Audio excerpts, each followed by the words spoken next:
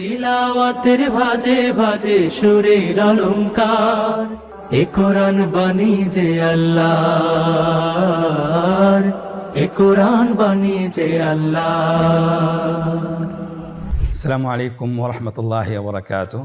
আস-সুন্নাহ ফাউন্ডেশনের অনন্য আয়োজন সহজসূত্রে কোরআন শিখির তৃতীয় পর্বে আপনাদেরকে স্বাগতম।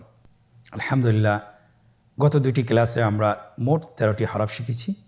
আজকে আমরা একবার এটা অনুশীলন করব। আপনারা স্ক্রিনে দেখতে পাচ্ছেন, আমার সাথে বলুন। আলিফ, বা, তা, সা, জিম, হা, খ, দাল, যাল, রা, জা, সিন, শিন। আলহামদুলিল্লাহ, গত দুটি পর্বে আমরা এই 13টি হরফে শিখেছিলাম। ইনশাআল্লাহ আজকে আমরা নতুন করে আরও 6টি হরফ শিখব। আপনারা স্ক্রিনে দেখতে পাচ্ছেন 6টি হরফ চলে এসেছে। আপনারা আমার সাথে ডান দিক থেকে শুরু করুন। صاد ضاد طاء ظاء عين গয়িন। আলহামদুলিল্লাহ, এই 6টি হরফ আপনারা দেখতে পাচ্ছেন 3টি জোড়ায়, অর্থাৎ 3টি আকৃতিতে রয়েছে।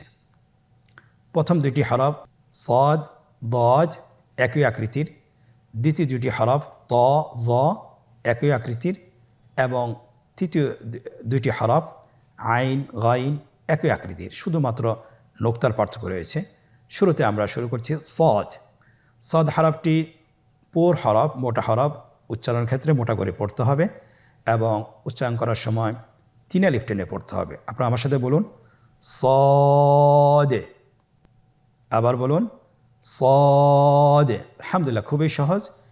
সদ হরফের মাখরাজ কোন জায়গা থেকে উচ্চারিত হয় আপনারা স্ক্রিনে দেখতে পাচ্ছেন। জিহ্বার আগা, সামনের নিচের 2 দাঁতের পেট ও আগার সঙ্গে লাগিয়ে উচ্চারিত হয়। তাহলে আপনারা জিহ্বার আগা, সামনের নিচের 2 দাঁতের পেট ও আগার সঙ্গে লাগিয়ে উচ্চারণ করুন সদে। আবার বলুন সদে।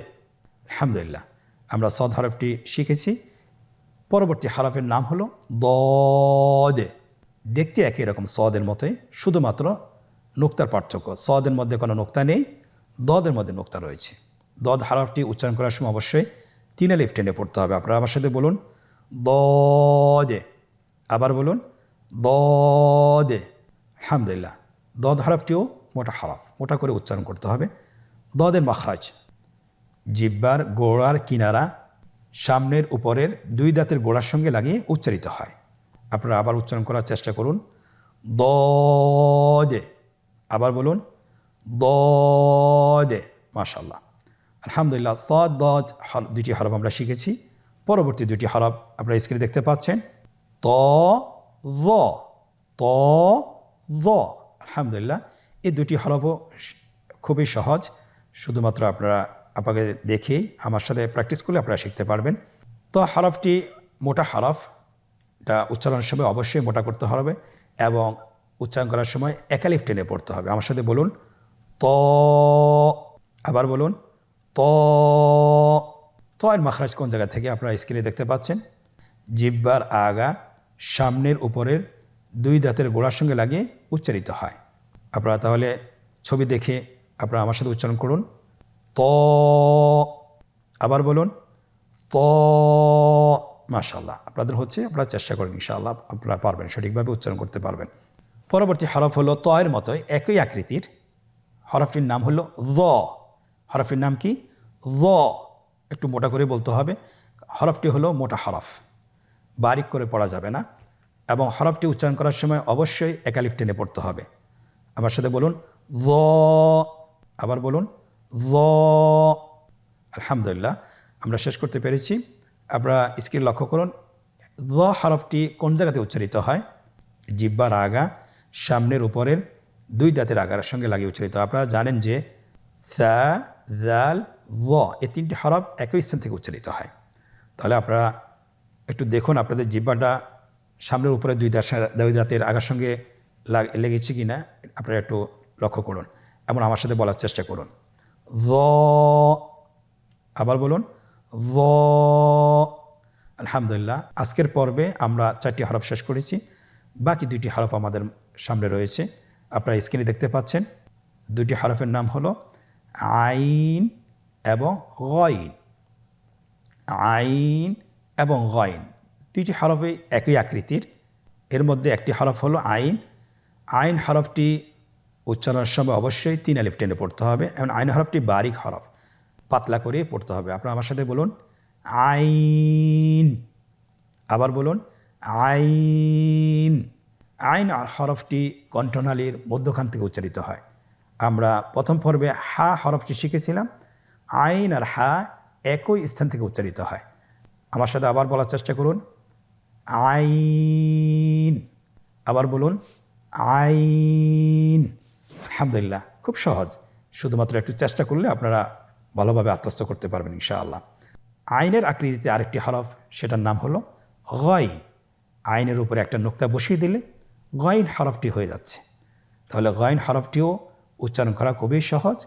গইন হরফটি উচ্চারণ করা অবশ্যই 3 আলিফ টেনে পড়তে হবে এবং আমরা জানি যে গইন হরফটি মোটা হরফ, অবশ্যই একটু মোটা করে বলতে হবে। আপনারা আমার সাথে চেষ্টা করুন গইন। আবার বলুন গইন।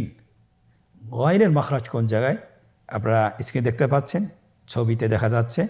গইন হরফটি উচ্চারিত হয় কণ্ঠনালীর শেষ ভাগ হতে। এখান থেকে উচ্চারণ করুন গইন। আবার বলুন গইন। আমরা অনেকে বলে থাকি গাইন, না, এটা ভুল উচ্চারণ। এভাবে উচ্চারণ করা যাবে না, যেহেতু হরফটি মোটা, এই জন্য মোটা করে উচ্চারণ করতে হবে গইন। মাশাআল্লাহ, আলহামদুলিল্লাহ, আমরা আজকের পর্বে 6টি হরফ শেষ করে ফেলেছি খুব অল্প সময়ে।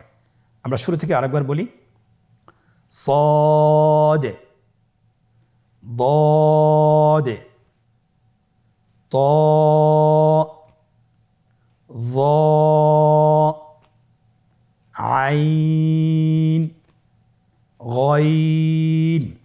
আমরা জোড়ায় জোড়ায় বলার চেষ্টা করি صاد ضاد طاء ظاء আইন গইন। আলহামদুলিল্লাহ, আমরা আজকের পর্ব সহকারে মোট 19টি হরফ শিখেছি। প্রথম পর্বে আমরা শিখেছিলাম 7টি, দ্বিতীয় পর্বে 6টি এবং আজকের পর্বে 6টি। মোট 19টি হরফ আমরা খুব অল্প সময়ে শিখতে সক্ষম হয়েছি আলহামদুলিল্লাহ। আমরা আপনাদেরকে পরামর্শ দিব, আপনারা বাসায় কমপক্ষে 10 থেকে 20 মিনিট ভিডিওগুলো দেখবেন এবং শুনবেন এবং মুখস্থ করার চেষ্টা করবেন। আল্লাহ সুবহানাহু ওয়া তাআলা আমাদেরকে কোরআনের সাথে লেগে থাকার তৌফিক দান করুন। সকলে বলি আল্লাহুম্মা আমিন। আলহামদুলিল্লাহ, আমরা আজকের পর্বটি খুব অল্প সময় শেষ করতে পেরেছি। এখন আমরা আনন্দদায়ক পর্বে অনুশীলন করব। আমরা কতটুকু শিখতে পেরেছি, আজকের লেসনটি, আজকের পাঠটি কতটুকু আত্মস্থ করতে পেরেছি, সেটা আমরা অনুশীলনের মাধ্যমে নিজেদেরকে যাচাই করব। আপনারা স্ক্রিনে দেখতে পাচ্ছেন একটি অনুশীলন পেজ এসেছে। প্রথম অনুশীলন, নিম্নোক্ত হরফগুলো সঠিক জায়গায় লিখুন এবং বলুন। আপনারা দেখতে পাচ্ছেন এখানে 3টি রো দেওয়া আছে। প্রথম রোতে হরফগুলো দেওয়া আছে, দ্বিতীয় রো খালি আছে এবং তৃতীয় রোতে এর বাংলা উচ্চারণ দেওয়া আছে। শুধুমাত্র হরফগুলো সঠিক নামের জায়গায় বসিয়ে দিতে হবে। প্রথম হরফটি হলো সদ, আপনারা দেখতে পাচ্ছেন। তাহলে আমরা সদ হরফটি তার সঠিক নামের জায়গায় বসিয়ে দিই। স্ক্রিনে দেখতে পাচ্ছেন বসানো হচ্ছে। পরবর্তী হরফ আইন, তার সঠিক নামের জায়গায় বসানো হয়েছে। পরবর্তী হরফ হলো দদ, তার সঠিক নামের জায়গায় বসানো হয়েছে। এমনিভাবে প্রত্যেকটি হরফ বসানো হচ্ছে। স্ক্রিনে লক্ষ্য করুন। আলহামদুলিল্লাহ, প্রত্যেকটি হরফ তার সঠিক নামের জায়গায় বসানো হয়েছে। আপনারা এভাবে দেখে দেখে অনুশীলন করুন। দ্বিতীয় অনুশীলন, রেখা টেনে হরফের সাথে নামের মিল করুন। গত 2টি পর্ব তো আমরা এমনিভাবে অনুশীলন করেছিলাম। আজকের পর্ব সেম একই রকম। আমরা চেষ্টা করি এই অনুশীলনগুলো করার জন্য। তাহলে রেখা টেনে হরফের সাথে নাম মিল করতে হবে। প্রথম কলামে আমরা দেখছি এখানে হরফগুলো দেওয়া আছে বিচ্ছিন্নভাবে এবং দ্বিতীয় কলামটি খালি রাখা হয়েছে এবং তৃতীয় কলামটিতে হরফগুলোর উচ্চারণ দেওয়া আছে অথবা হরফগুলোর নাম দেওয়া আছে। শুধুমাত্র রেখা টেনে আমাদেরকে হরফের সাথে নামের মিল করতে হবে। স্ক্রিনে লক্ষ্য করুন। প্রথম হরফটি হলো সদ, রেখা টেনে তার নামের সাথে মিল করা হচ্ছে। পরবর্তী হরফ হলো গইন, রেখা টেনে নামের সাথে মিল করা হচ্ছে। পরবর্তী হরফ হলো আইন, রেখা টেনে নামের সাথে মিল করা হচ্ছে। এমনিভাবে প্রত্যেকটি হরফ তার নামের সাথে মিল করা হচ্ছে। আপনারা স্ক্রিনে লক্ষ্য করুন এবং আপনারা নিজেরাও করতে থাকুন।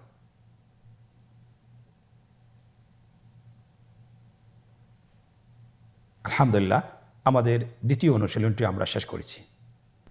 তৃতীয় অনুশীলন, নোক্তাওয়ালা এবং নোক্তাবিহীন হরফগুলো পৃথক করে লিখুন। আমরা জানি আরবি হরফ দুই প্রকার, নোক্তাওয়ালা হরফ এবং নোক্তাবিহীন হরফ। আমরা ডান পাশে নোক্তাবিহীন হরফগুলোকে বসিয়ে ফেলি এবং ডান পাশে নোক্তাওয়ালা হরফগুলো বসিয়ে দিই। আজকের পর্বে আমরা যে হরফগুলো পড়েছি, আমরা জানি 3টি হরফ নোক্তাবিহীন এবং 3টি হরফ নোক্তাওয়ালা। তাহলে নোক্তাবিহীন হরফগুলোকে আমরা ডান পাশে বসিয়ে দিই। সদ, ত, আইন। তাহলে নোক্তাওয়ালা হরফ আর কয়টি বাকি আছে? 3টি।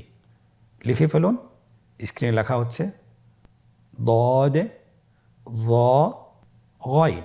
আলহামদুলিল্লাহ, খুব সহজে আমরা চিনে ফেলেছি। 4 নম্বর অনুশীলন, নোক্তা দিয়ে হরফ তৈরি করুন। আপনারা স্ক্রিনে দেখতে পাচ্ছেন হরফগুলোর আকৃতি দেওয়া আছে কিন্তু নোক্তাবিহীন। এই হরফগুলোতে নোক্তা দিয়ে আমাদেরকে হরফ তৈরি করতে হবে। প্রথম রোতে হরফগুলোর নামের উচ্চারণ দেওয়া আছে, বাংলা উচ্চারণ অথবা হরফগুলোর সঠিক নাম দেওয়া আছে। প্রথম হরফটি যা। আমরা জানি যা হরফটির আকৃতি রয়ের মতো, শুধুমাত্র নোক্তা দিয়ে হরফটি তৈরি করতে হবে। তাহলে নোক্তা বসিয়ে দিন। আলহামদুলিল্লাহ, হরফটি তৈরি হয়ে গিয়েছে।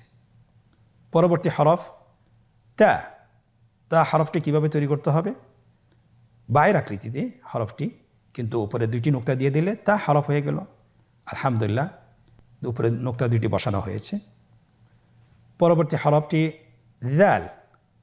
আমরা জানি দালের আকৃতি দালের মতোই, শুধুমাত্র নোক্তার পার্থক্য। আপনি নোক্তাটা বসিয়ে দিন। আলহামদুলিল্লাহ, দাল হরফটি তৈরি হয়ে গেল। পরবর্তী হরফটি শিন। শিনের আকৃতি সিনের মতোই, শুধুমাত্র সিনের উপর 3টি নোক্তা দিলেই শিন হরফটি সম্পন্ন হয়ে গেল। মাশাআল্লাহ। পরবর্তী হরফটির নাম হলো জিম। আমরা জানি জিম হরফটি হায়ের আকৃতির মতোই, শুধুমাত্র নোক্তার পার্থক্য রয়েছে। আপনি হায়ের প্যাটের ভিতরে একটি নোক্তা বসিয়ে দিন, জিম হরফটি তৈরি হয়ে গেল। আলহামদুলিল্লাহ, খুব সহজে আমরা 4টি অনুশীলন পর্ব শেষ করতে পেরেছি। আল্লাহ তাআলার কাছে শুকরিয়া জ্ঞাপন করছি যে আমরা অল্প সময়ের মধ্যে আমরা মোট 19টি হরফ শিখে ফেলেছি। কিভাবে পড়তে হয় এবং কিভাবে বলতে হয় এবং কিভাবে লিখতে হয়, অনুশীলনের মাধ্যমে নিজেদেরকে যাচাই করে আমরা চেষ্টা করি যে আমরা এটা কত দ্রুত আমরা শিখতে পারি, সেই চেষ্টা করা। আল্লাহ সুবহানাহু ওয়া তাআলা আমাদেরকে তৌফিক দান করুন। আজকের পর্ব থেকে এখানেই বিদায় নিচ্ছি। পরবর্তী পর্বতে আবারও দেখা হচ্ছে। জাযাকুমুল্লাহ খায়র। আসসালামু আলাইকুম ওয়া রাহমাতুল্লাহি ওয়া বারাকাতুহু। আসুন্নাহ ফাউন্ডেশন, উম্মার স্বার্থে সুন্নাহর সাথে।